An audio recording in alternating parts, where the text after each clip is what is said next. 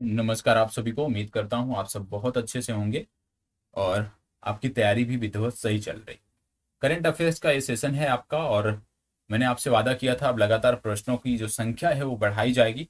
तो आज भी इस सेशन में आपको लगभग 50 प्रश्न देखने को मिल रहे हैं और इन 50 प्रश्नों के माध्यम से हम अपनी तैयारी को विधिवत करने का और बेहतर करने का प्रयास करेंगे। तो सभी उपस्थित हो जाएं जिससे इस सेशन को आगे बढ़ाया जा सके और हम एक एक करके सभी प्रश्नों को देख सकें। हालांकि आज के इस सेशन में भी फैक्चुअल प्रश्न बहुत ज़्यादा हैं, तो बहुत ज़्यादा डिटेलिंग तो नहीं है, लेकिन हाँ जो प्रश्न हैं महत्वपूर्ण है उसको भी हमें देखना है। और मैंने आपसे बोला है कि इस पीडी पत्रिका जो आपकी है उसको मैं बहुत जल्द आप तक लेके आ रहा हूँ, उसको मैं बहुत जल्द आपके साथ कंप्लीट कराऊंगा। तो उसमें भी आपको थोड़ा सा सहयोग देना है क्योंकि वो पीडीएफ बहुत जल्द ही आपकी वो सेशन बहुत जल्द आपके साथ शेयर होने वाला है।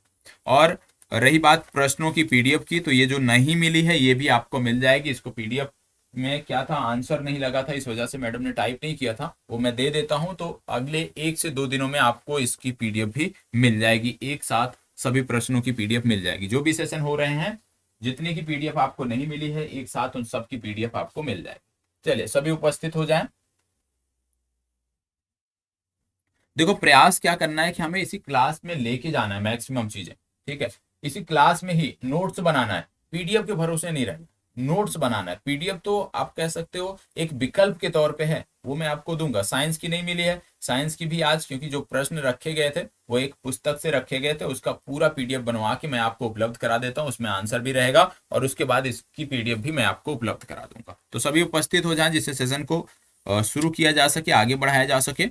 और आज का जो पहला प्रश्न है, पहला प्रश्न है भारत के शीतलन क्षेत्र में जलवायु निवेश के अवसर रिपोर्ट किस संगठन द्वारा जारी की गई।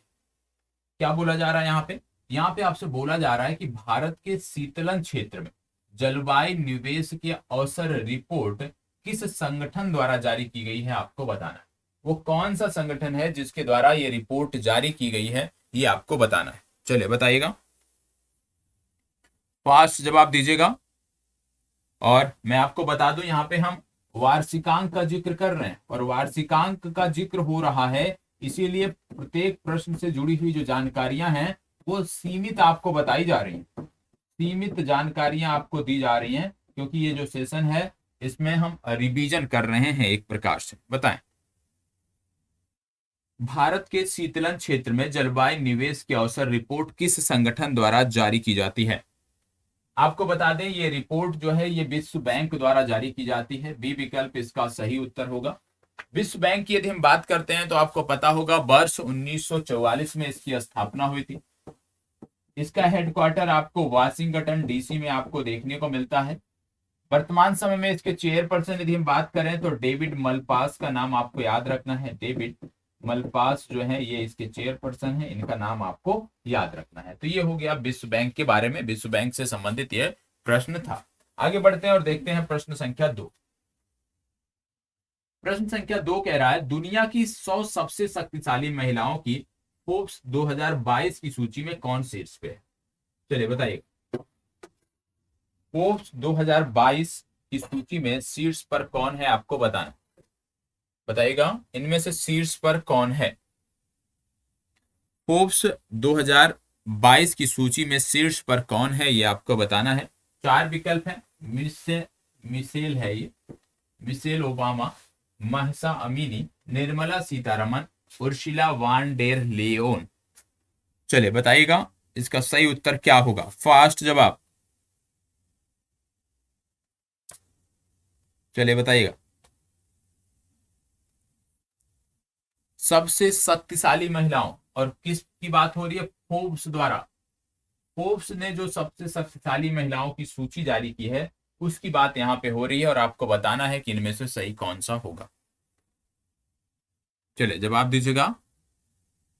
देखो इसका सही उत्तर है उर्शिला वान डेर लेयन। ठीक है, Urshila von der Leone, D विकल्प इसका सही उत्तर है।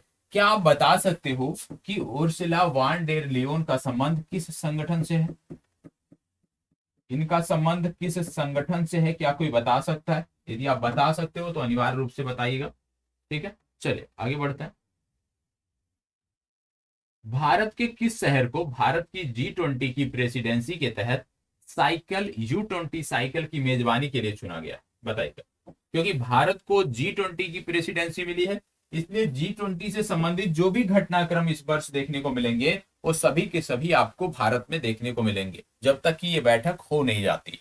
चलिए बताइएगा, इस प्रश्न का जवाब दीजिएगा। और आपको पता होगा G20 समिट आपके भारत में हो रही है, विशेष रूप से दिल्ली शहर में, तो ये आपको पता होना चाहिए। प्रगति मैदान में इसके लिए विशेष हॉल की व्यवस्था की गई, बनाया गया है, प्रगति मैदान में ये तैयार किया गया है। ठीक है, चलिए इसका जवाब दीजिएगा। G20 की प्रेसिडेंसी के तहत साइकिल की U20 साइकिल की मेजबानी के लिए किससे चुना गया है? फास्ट जवाब।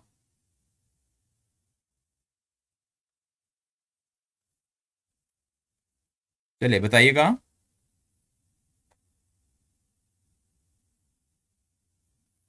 याद रखिएगा ये शहर है आपका अहमदाबाद। ठीक है, चलिए अगला प्रश्न, इसको बताइए। भारतीय नौसेना में शामिल किए गए P-15B स्टील्थ गाइडेड मिसाइल विध्वंसक का क्या नाम है? क्या बोला जा रहा है? P-15B स्टील्थ गाइडेड मिसाइल विध्वंसक का क्या नाम है, आपको बताना है। चलिए बताइएगा क्या नाम है। यहाँ पे नौसेना की बात हो रही है, तो आपको कुछ जानकारी मैं यहाँ पे दे देता हूं, क्योंकि आप नौसेना की बात कर रहे हो, तो नौसेना से संबंधित कुछ जानकारियां मैं आपको बता देता हूं। जैसे कि सबसे पहले जब नौसेना की आप बात करते हो तो बहुत सारे हमारे एक्सरसाइज होते हैं, नेवल एक्सरसाइज होते हैं, जैसे कॉरपैट, कॉरपैट एक्सरसाइज आपकी है।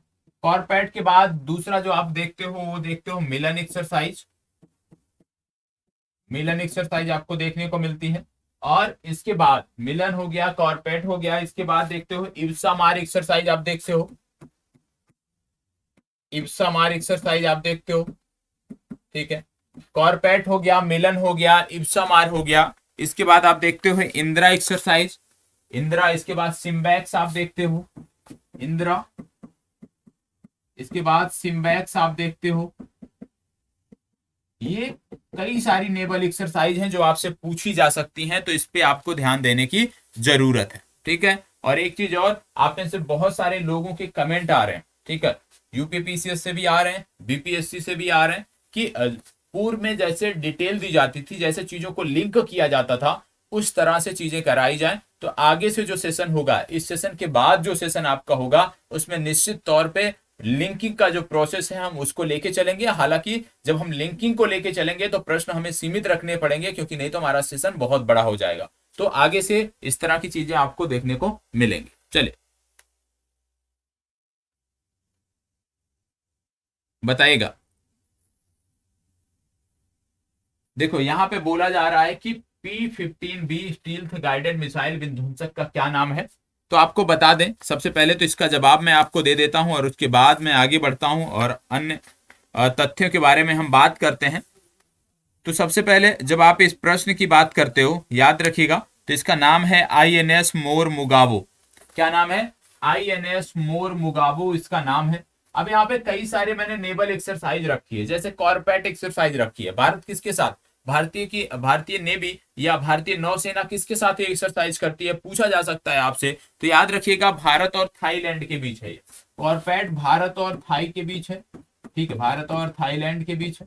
यदि आपसे मिलान के बारे में पूछ लिया जाए तो याद रखिएगा ये बहुत ही महत्वपूर्ण सैन्य अभ्यास है। ये 2022 में विशाखापट्टनम में हुआ था और इसमें लगभग 40 देशों के जहाजों ने भाग लिया था। मतलब बहुत सारे मल्टीलेटरल नेवल एक्सरसाइज है ये आपको पता होना चाहिए।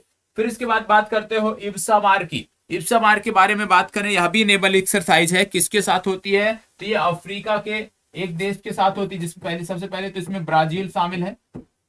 ब्राजील के बाद अफ्रीका का देश साउथ अफ्रीका शामिल है और भारत शामिल है।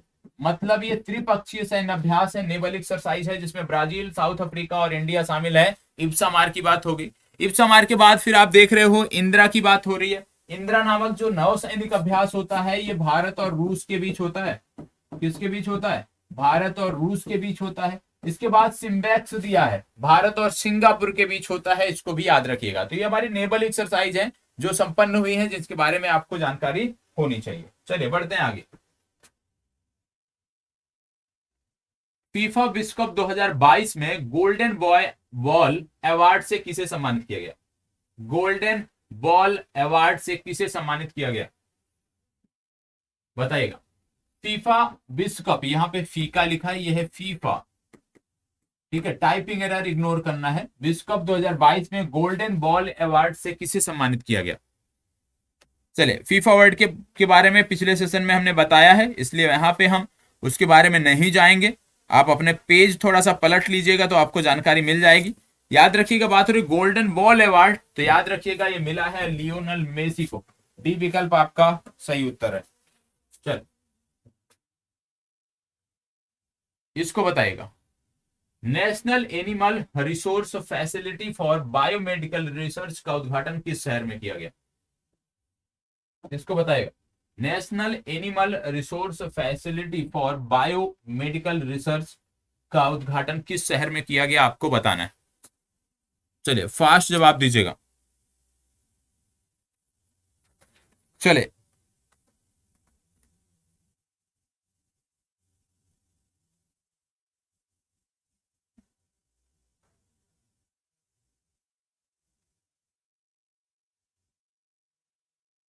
चलिए बताइएगा।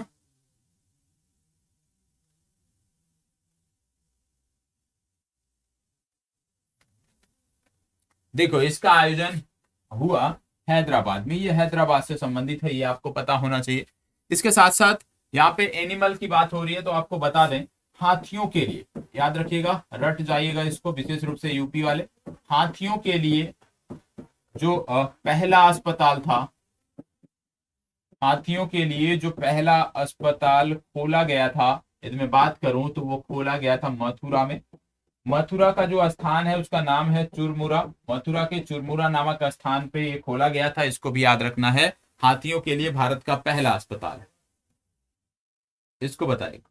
भारत और पाकिस्तान की सेनाओं द्वारा भारत के किस राज्य में अभ्यास काजिंद 2020, पाकिस्तान नहीं है, सबसे पहले यहाँ पे करेक्ट कर लीजिएगा, क्योंकि पाकिस्तान के साथ हम कोई सैन्य अभ्यास नहीं करते हैं। ये है कजाकिस्तान, याद रखिएगा, कजाकिस्तान, ठीक है, यहाँ पे एरर है, इसको करेक्ट कर लीजिएगा। चलिए, कजाकिस्तान है।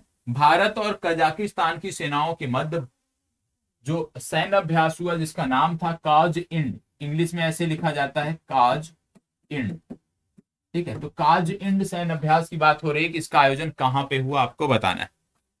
आप जानते हैं हमारे यहाँ एक उमरोई स्टेशन है, उमरोई स्टेशन, कई बार मैंने आपको बताया है।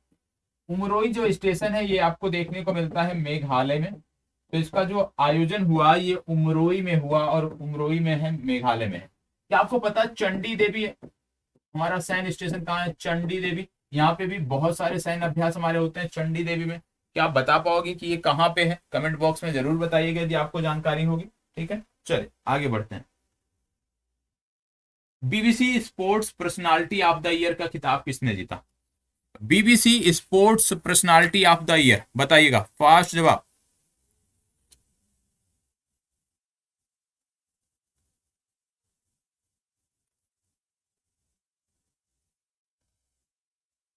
चलिए बताइएगा किसको मिला है? याद रखिएगा, ये मिला है बेथ मीड को, ए विकल्प सही उत्तर है। इसको बताइएगा। भारत के किस राज्य केंद्र शासित प्रदेश में भारत का पहला डार्क स्काई रिजर्व स्थापित किया गया? भारत का पहला डार्क स्काई रिजर्व कहां स्थापित किया गया, ये आपको बताना है। चलिए बताइएगा। भारत का पहला डार्क स्काई रिजर्व कहां स्थापित किया गया?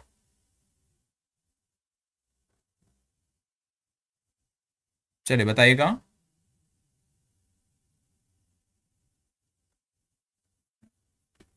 भारत का पहला डार्क स्काई रिजर्व कहां स्थापित किया गया?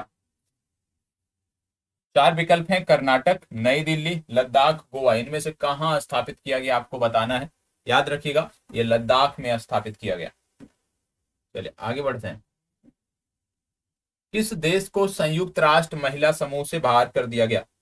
किस देश को संयुक्त राष्ट्र महिला समूह से बाहर कर दिया गया? बताइएगा, कौन सा देश है जिसको संयुक्त राष्ट्र महिला समूह से बाहर कर दिया गया? चलिए फास्ट जवाब दीजिएगा। कौन सा देश है जिसको संयुक्त राष्ट्र महिला समूह से बाहर कर दिया गया? आपको बता दें, इस देश का एक उपग्रह है जिसको बोलते हैं नूर उपग्रह। यदि आप पकड़ पाओ इस आधार पे तो, क्योंकि इसके बारे में मैंने आपको बताया है। नूर उपग्रह इनका बहुत ही महत्वपूर्ण उपग्रह था। फिर इसके बाद इनका खयाम एक उपग्रह था जो आपको पता होना चाहिए, KHAYYAM, ये भी इनका उपग्रह था, ये भी आपको पता होना चाहिए। तो बताइएगा फास्ट जवाब। यहाँ पे बात हो रही है ईरान की, और ईरान की राजधानी है तेहरान। चलिए आगे बढ़ते हैं। WHO के अगले चीफ साइंटिस्ट के रूप में किसे चुना गया है? WHO के अगले चीफ साइंटिस्ट के रूप में किसे चुना गया? बताइएगा। WHO के अगले चीफ साइंटिस्ट के बारे में किसे चुना गया है?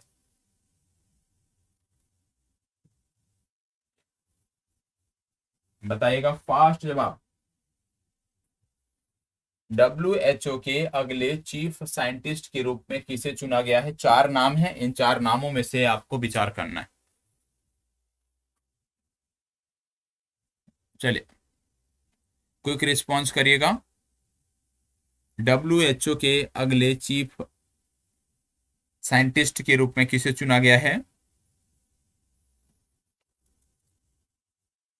याद रखिएगा, ये है डॉक्टर जेरेमी फरार। सी विकल्प इसका सही उत्तर। ठीक है, क्विक रिस्पॉन्स किया करें।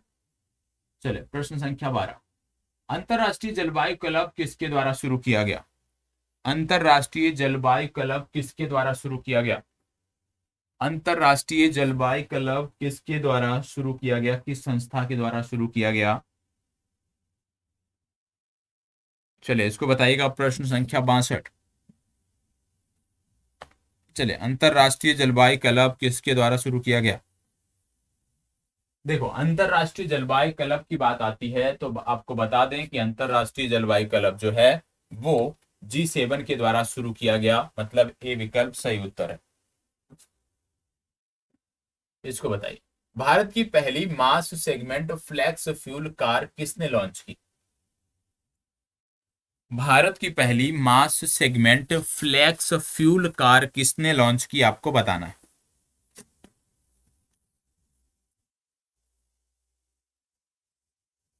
बताइएगा, भारत की पहली मास सेगमेंट फ्लैक्स फ्यूल कार किसने लॉन्च की, किस कंपनी ने? किया मोटर्स, मारुति सुजुकी, हुंडई या टाटा मोटर्स? इसका सही उत्तर है मारुति सुजुकी। बी विकल्प इसका सही उत्तर है। इसको बताइएगा, हाल ही में किस भारतीय क्रिकेटर ने एक दिवसीय पारी में सबसे तेज 200 रन बनाने के क्रिस गेल के रिकॉर्ड को तोड़ दिया? सबसे तेज दोहरा शतक किस भारतीय खिलाड़ी ने एक दिवसीय क्रिकेट में लगाया है, यह आपसे पूछा जा रहा है। बताइएगा फास्ट जवाब। देखो, सबसे पहली बात, यदि आप रेगुलर जुड़े हैं करंट अफेयर्स से और कल का आपने आरडीओ आर्टिकल सुना होगा समाचार संध्या का, तो आपको पता चला होगा कि कल के दिन भी एक भारतीय खिलाड़ी हैं जिन्होंने दोहरा शतक जमाया। किसके खिलाफ? न्यूजीलैंड के खिलाफ। कहां पे? हैदराबाद में। ठीक है, ये भी आपने देखा होगा कि इन्होंने भी दोहरा शतक जमाया, इनके बारे में भी पता होना चाहिए। लेकिन यहाँ पे बात हो रही है कि किसने क्रिस गेल के रिकॉर्ड को तोड़ दिया, तो ये है ईशान किशन, आपके बिहार राज्य से हैं, इसलिए आप कह सकते हो बिहार और पड़ोसी, तो बिहार ही मान लीजिए, क्योंकि बिहार की तरफ से शायद या झारखंड की तरफ से खेलते थे। तो डी विकल्प इसका सही उत्तर है। इसको बताइए, BBC Indian sports women of the year का खिताब किसने जीता? BBC Indian sports women of the खिताब, वुमेन ऑफ द ईयर का खिताब बताएं। 4 लोग इसमें हैं, पीटी उषा, पीवी सिंधु, अवनी लेखरा या मीराबाई चानू। किसने जीता है आपको बताना है। और ये जो चारों खिलाड़ी दिए हैं ना, आवश्यक है कि आप इनके खेल के बारे में जानें, तो चीजें आपकी और बेहतर होंगी, और इनके खेल के बारे में आपको जानना भी चाहिए। ये जीता है मीराबाई चानू ने। सी विकल्प इसका सही उत्तर है। आपके लिए पहला होमवर्क आज का है कि पीटी उषा का संबंध किस खेल से है, ठीक है। और अभी हाल ही में पीटी उषा को नियुक्त किया गया है किसी संस्था में, किस पद पर नियुक्त किया गया है ये आप बताओगे। मीराबाई चानू का संबंध किस खेल से है, पीवी सिंधु का संबंध किस खेल से है, और अवनी लेखरा का संबंध किस खेल से है। ये चारों अपने आप में अपनी फील्ड में महत्वपूर्ण नाम हैं। इनमें से कुछ आज संन्यास ले चुके हैं लेकिन कुछ आज भी सक्रिय हैं, तो उनके बारे में आपको पता होना चाहिए। इसको बताइए, किस खिलाड़ी को नवंबर 2022 माह के लिए ICC men's player of the month का पुरस्कार मिला है। प्लेयर ऑफ द मंथ उतना महत्वपूर्ण नहीं होता है, ठीक है, लेकिन एक बार देख लेते हैं। अब इसको रटने की जरूरत नहीं है, इस तरह के प्रश्न आपकी परीक्षाओं में नहीं पूछे जाएंगे। प्लेयर ऑफ द ईयर पूछा जाता है लेकिन प्लेयर ऑफ द मंथ नहीं पूछा जाएगा, इसलिए बहुत ज्यादा इस पर परेशान नहीं होना, ठीक है। लेकिन आया है प्रश्न तो देख लेते हैं। याद रखिएगा, प्लेयर ऑफ द मंथ मिला है जॉस बटलर को, इंग्लैंड के खिलाड़ी हैं, विकेट कीपर बल्लेबाज हैं, तो इनको मिला है। आगे बढ़ते हैं। इसी तरह से आता है ICC women's player of the month. पुरुषों में तो आपने देख लिया जॉस बटलर, महिलाओं में किसको मिला है, चलिए बताइएगा महिलाओं में किसको मिला है। याद रखिएगा, महिलाओं में मिला है सिद्रा अमीन, और सिद्रा अमीन पाकिस्तान की महिला क्रिकेटर है। चलो इसको बताओ, भारत ने किस देश के साथ माइग्रेशन और मोबिलिटी पर संयुक्त घोषणा पत्र हस्ताक्षरित किए हैं। पिछले प्रश्न में हमने देखा था कि बात हो रही थी अंतरराष्ट्रीय क्रिकेट काउंसिल की, आईसीसी की बात हो रही थी। तो कुछ बेसिक जानकारी है जो आपको पता होना चाहिए। जैसे सबसे पहले इस प्रश्न को आप देखते रहिए, बाकी मैं जानकारी बता देता हूं। जैसे आईसीसी का हेडक्वार्टर सबसे पहले आपको पता होना चाहिए दुबई में है। वर्ष 1909 में इसकी स्थापना हुई थी, और वर्तमान समय में इसके जो अध्यक्षता कर रहे हैं या जो इसके चेयरपर्सन है, यदि हम बात करें इनकी, तो ये हैं ग्रेग बार्कले। और ग्रेग बार्कले कहाँ के हैं, ग्रेग बार्कले हैं न्यूजीलैंड के, ठीक है। ग्रेग बार्कले कहाँ के हैं, न्यूजीलैंड के हैं। और न्यूजीलैंड के बारे में पिछली क्लास में मैंने आपको कुछ बताया था कि यहाँ पे एक है कुक जलसंधि। कुक जलसंधि के माध्यम से न्यूजीलैंड के जो दोनों द्वीप हैं ये एक दूसरे से अलग होते हैं। हमने आपको बताया था कि यहाँ पे एक घास का मैदान पाया जाता है, उसका नाम है कैंटबरी घास का मैदान, ठीक है।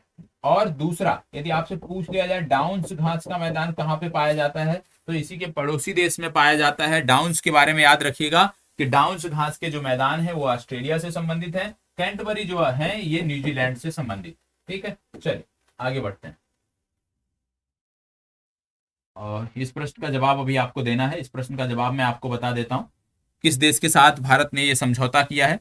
इसके लिए जब आप बात करते हो तो यहाँ पे याद रखना है कि इसका सही उत्तर है ए विकल्प, फिनलैंड के साथ हमने ये समझौता किया है। इसको बताइए, कौन सा राज्य भारत में स्वयं का जलवायु परिवर्तन मिशन शुरू करने वाला भारत का पहला राज्य बन गया। स्वयं का जलवायु परिवर्तन मिशन शुरू करने वाला भारत का पहला राज्य कौन सा है। चार विकल्प हैं, केरल, हिमाचल प्रदेश, गुजरात, तमिलनाडु। इनमें से आपको विचार करना है, इनमें से आपको बताना है। चलिए बताइएगा, इन चार विकल्पों में से केरल, गुजरात, हिमाचल प्रदेश, तमिलनाडु, इनमें से आपको जवाब देना है।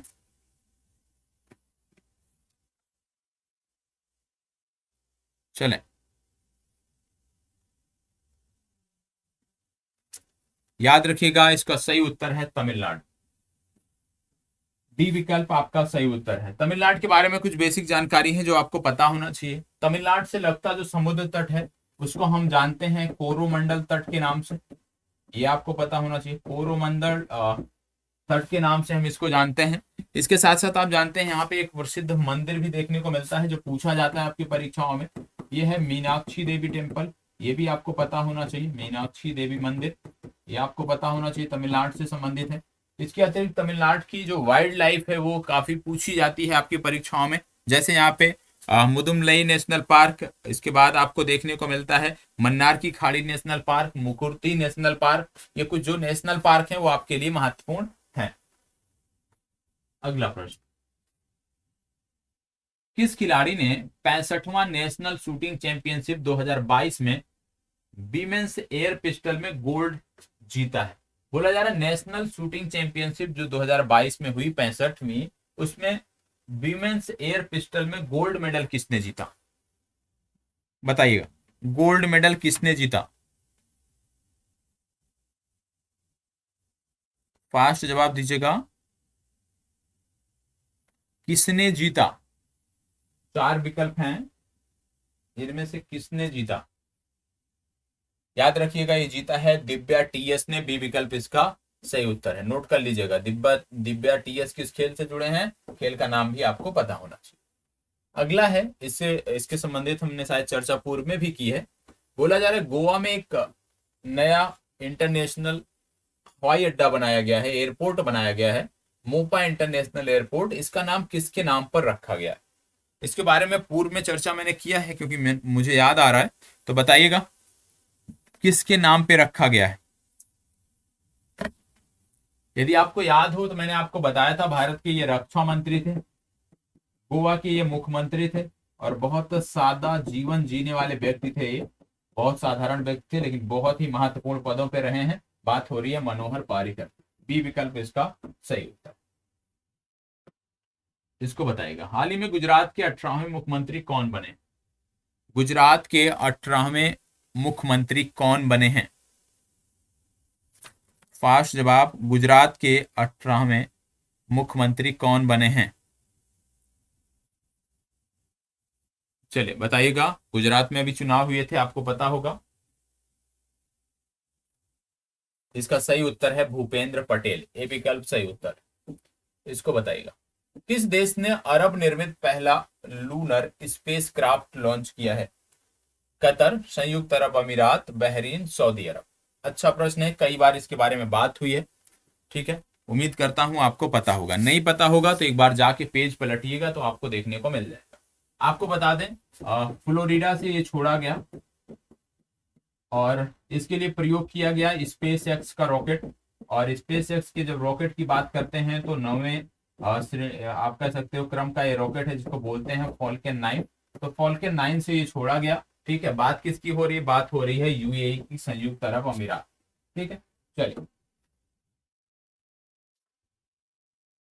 इसको बताओ, किस शब्द ने 2022 के लिए Oxford word of the year जीता? मैंने सभी डिक्शनरियों के लिए वर्ड ऑफ द ईयर आपको बताया है। ऑक्सफोर्ड के लिए भी बताया था मैंने, कोलिंस के लिए भी बताया था मैंने आपको। ठीक है, तो उसी पे आधारित चर्चा है। आपको बताना है कि इनमें से कौन सा सही होगा। जो डिक्शनरियां मैंने आपको बताई हैं वर्ड ऑफ द ईयर से संबंधित, उसी आधार पे आपको इसका जवाब देना है। चलिए बताइएगा। चलिए फास्ट जवाब,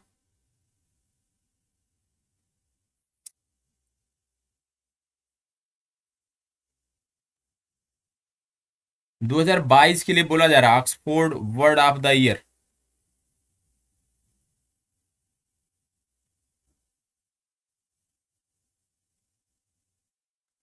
याद रखिएगा, इसका सही उत्तर है गोबलिन मोड।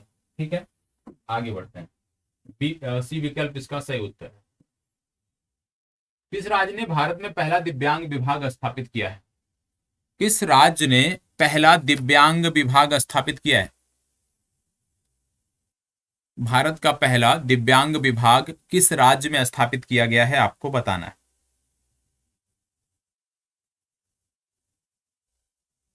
चलिए बताइएगा, किस राज्य में भारत का पहला दिव्यांग विभाग, या किस राज्य ने भारत का पहला दिव्यांग विभाग स्थापित किया है? ये राज्य है महाराष्ट्र। इसको बताइएगा। टाइम पत्रिका ने पर्सन ऑफ द ईयर 2022 के रूप में किसे चुना है? क्या बात हो रही है? टाइम पत्रिका की बात हो रही है, और आपसे बोला जा रहा है कि इन्होंने पर्सन ऑफ द ईयर 2022 के रूप में किसको चुना है? अच्छा प्रश्न है, टाइम्स के बारे में पूछा जाता है, इसलिए जरूरी है। बताइएगा किसको word person of the year चुना गया है टाइम पत्रिका द्वारा? चार नाम दिए हैं, अपने क्षेत्र के महारथी हैं सब। ग्रेटा थुनबर्ग, व्लादिमीर जेलेंस्की, इनका नाम तो सुना ही होगा इन दिनों, जो बाइडन या एलन मस्क। ठीक है, ये दिया गया है यूक्रेन के राष्ट्रपति व्लादिमीर जेलेंस्की को। तो सी विकल्प इसका सही उत्तर है। इसको बताइएगा, पेरू की प्रथम महिला राष्ट्रपति के रूप में किसने शपथ ली? यहाँ पे सिर्फ नाम याद रखिएगा, क्योंकि ये प्रथम महिला राष्ट्रपति हैं, इसलिए इनके बारे में पूछा जा सकता है। पेरू, वही लीमा जिसकी राजधानी है, आप सब जानते होंगे। बताइएगा।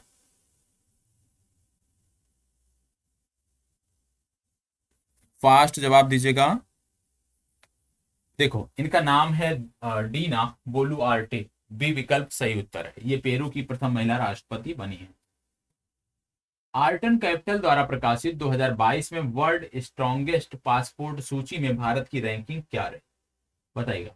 आर्टन कैपिटल द्वारा प्रकाशित, याद रखिएगा किसके बारे में पूछा जा रहा है। आर्टन कैपिटल द्वारा प्रकाशित 2022 में वर्ल्ड स्ट्रॉन्गेस्ट पासपोर्ट सूची में भारत की रैंक क्या रही? चलिए बताइएगा। फास्ट जवाब। इसमें भारत की जो रैंकिंग है वो है 87। बी विकल्प आपका सही उत्तर है।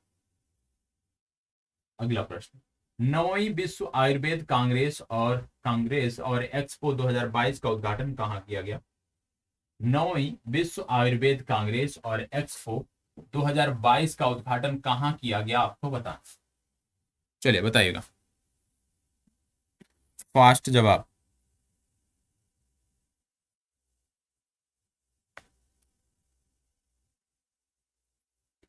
चलिए बताइए, कहाँ पे किया गया? विश्व आयुर्वेद कांग्रेस और एक्सपो 2022 का आयोजन कहाँ पे किया गया? इसका सही उत्तर है सी विकल्प, गोवा। ठीक है, चलिए आगे बढ़ते हैं। कोलंबिया में आयोजित वेट लिफ्टिंग वर्ल्ड चैंपियनशिप 2022 में किसने सिल्वर मेडल जीता? चलिए बताइएगा, किसने सिल्वर मेडल जीता है, ये आपको बताना है।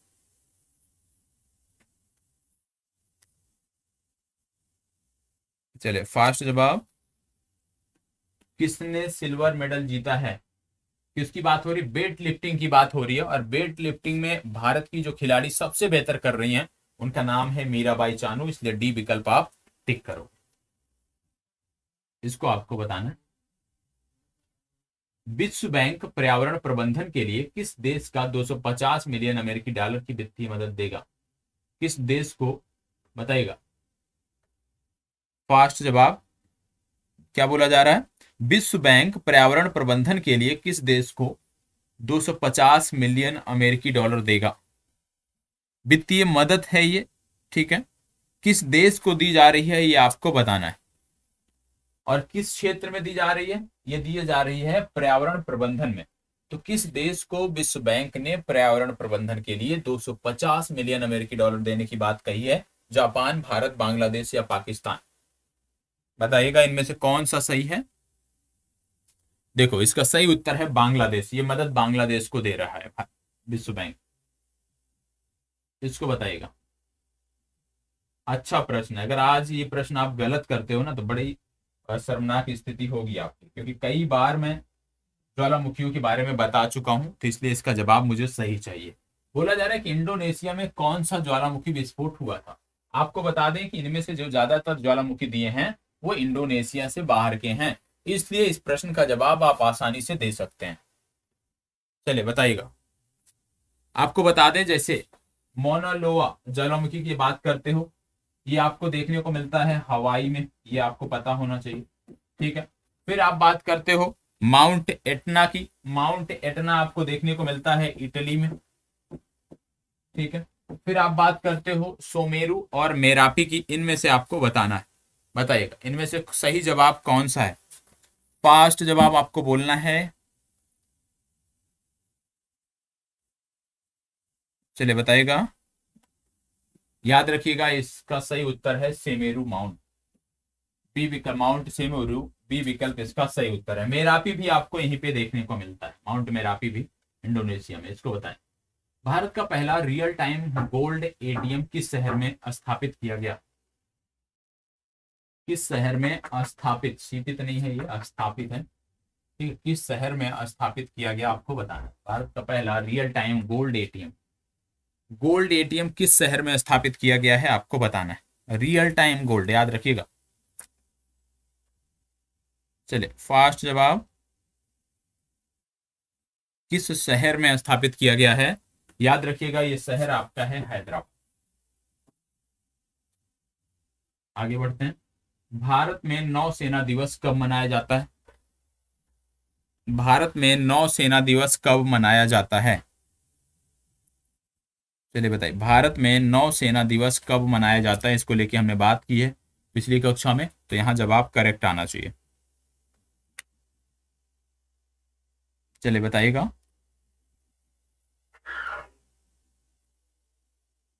नौसेना दिवस कब मनाया जाता है?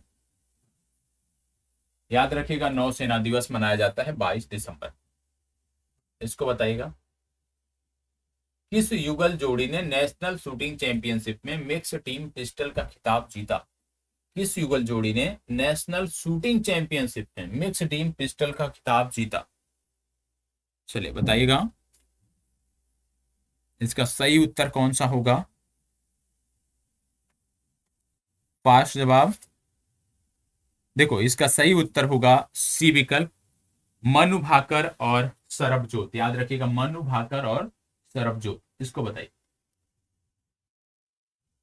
भारत की अध्यक्षता में पहली G20 शेरपा बैठक किस शहर में आयोजित की गई? भारत की अध्यक्षता में पहली G20 शेरपा बैठक किस शहर में आयोजित की गई, इसके बारे में आपको बताया गया है। बताइएगा। फास्ट जवाब, किस शहर में आयोजित की गई? पेज पलटोगे आप अपना तो देखने को मिल जाएगा, क्योंकि इसका डिस्कशन हुआ है। और ये शहर है उदयपुर। ठीक है, राजस्थान के उदयपुर में। ग्लोबल एविएशन सेफ्टी रैंकिंग में भारत का स्थान क्या है?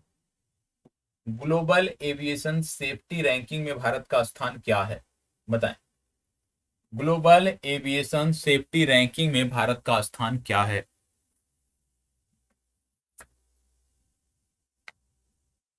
बोलिएगा। ग्लोबल एविएशन सेफ्टी रैंकिंग में भारत का स्थान है 48वां। आगे बढ़ते हैं। विश्व एड्स दिवस कब मनाया जाता है? महत्वपूर्ण तिथि है, सबको याद होनी चाहिए। याद रखिएगा, 1 दिसंबर की तिथि। इसका तो किसी का गलत नहीं होना चाहिए। थीम भी आपको पता होना चाहिए। अब बात आती है हॉर्नबिल महोत्सव की। इतना आसान सा प्रश्न आप यदि गलत कर दो तो फिर तो सोचना पड़ेगा। हॉर्नबिल के बारे में कई बार आपको बताया भी गया है, आपको पता होगा। लगातार मैंने हॉर्नबिल के बारे में बताया, पक्की पागा हॉर्नबिल के बारे में बताया, तो ये जवाब आपका गलत नहीं होना चाहिए। हॉर्नबिल महोत्सव की बात करें तो इसका संबंध है नागालैंड से। बी विकल्प आपका सही उत्तर है। चलिए इसको बताइएगा। नई चेतना अभियान किस केंद्रीय मंत्रालय द्वारा शुरू किया गया है? नई चेतना अभियान किस केंद्रीय मंत्रालय द्वारा शुरू किया गया है? नई चेतना अभियान किस केंद्रीय मंत्रालय द्वारा शुरू किया गया है? बताइएगा। देखो, नई चेतना अभियान की बात हो रही है, यह शुरू किया गया है ग्रामीण विकास मंत्रालय। देखो, ये फैक्चुअल है, इसमें कुछ अतिरिक्त बताने को है नहीं। ठीक है, इस वजह से हम क्विक लेके चल रहे हैं। वैज्ञानिकों ने किस देश में बर्फ में दबे 48,500 साल पुराने जॉम्बी वायरस को पुनर्जीवित किया है? बताइएगा। इसके बारे में भी बात हुई है, यदि आपको याद आए तो बताइए। इसके बारे में भी चर्चा आपके रेगुलर की क्लास में हुई है कि कहाँ पे ये जॉम्बी वायरस पाया गया। इसका संबंध है रूस से। रूस के उत्तरी क्षेत्र में पाया गया है। डी विकल्प इसका सही उत्तर है। पुरुषों के विश्व कप खेल में पहली महिला रेफरी कौन बनी है? ये भी महत्वपूर्ण है, बताइए। पुरुषों के विश्व कप खेल में पहली महिला रेफरी कौन बनी है? इनका भी नाम मैंने आपको बताया है।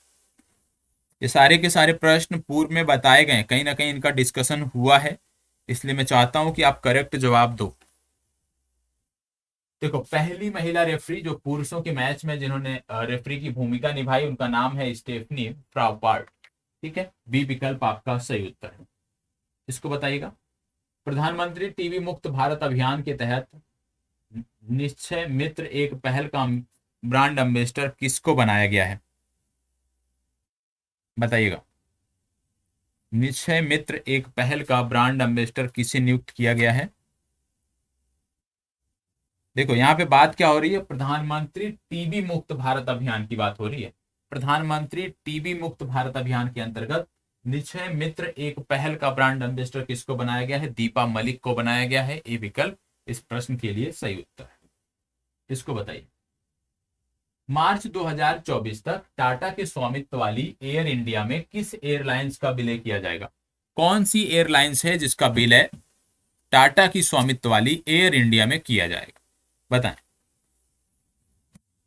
कौन सी एयरलाइंस है जिसके विलय की बात की जा रही है?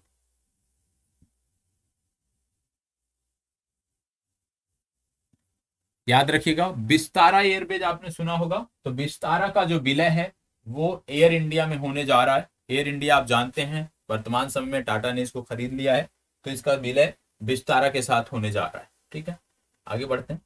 दुनिया का पहला नेजर कोविड वैक्सीन किस कंपनी ने विकसित किया है? बताइएगा, नेजल होता है ये, नेजल, नेजर नहीं नेजल होता है। नेजल कोविड वैक्सीन किस कंपनी ने विकसित किया है? इसके बारे में भी आपसे बात हुई है, बताएं, फास्ट जवाब दीजिएगा। इसको विकसित किया है भारत बायोटेक ने, तो नोट कर लीजिएगा, दुनिया का पहला नेजल वैक्सीन किसने विकसित किया है? भारत बायोटेक ने। अगला प्रश्न, सातवें वैश्विक प्रौद्योगिकी शिखर सम्मेलन का थीम क्या था? सातवें वैश्विक प्रौद्योगिकी शिखर सम्मेलन का थीम क्या था? फास्ट जवाब दीजिएगा। इसका था प्रौद्योगिकी की भू राजनीति, ए विकल्प सही उत्तर है। अब एक महत्वपूर्ण प्रश्न है जिसकी चर्चा करूंगा मैं, और उसी के साथ चीजें हमारी समाप्त होंगी। ये आज का लास्ट प्रश्न है। बोला जा रहा है, किस देश के राष्ट्रपति को भारत सरकार ने गणतंत्र दिवस 2023 समारोह के लिए मुख्य अतिथि के रूप में आमंत्रित किया है? किस देश के राष्ट्रपति हैं जो भारत आ रहे हैं मुख्य अतिथि के रूप में? बताएं।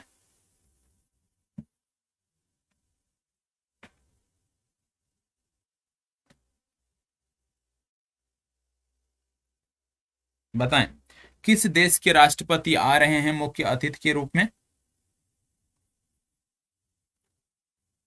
अच्छा प्रश्न है, बहुत ही महत्वपूर्ण प्रश्न है, क्योंकि जब आप परीक्षा देने जाओगे तो उस दौरान ये मुद्दा समसामयिक संदर्भों में महत्वपूर्ण रहेगा। ये बात है मिस्र। मिस्र के जो राष्ट्रपति हैं वो इस बार गणतंत्र दिवस के अवसर पर हमारे मुख्य अतिथि होंगे, तो ए विकल्प इसका सही उत्तर है। और इसी के साथ आज की जो हमारी चर्चा है वो यहीं पे समाप्त होती है।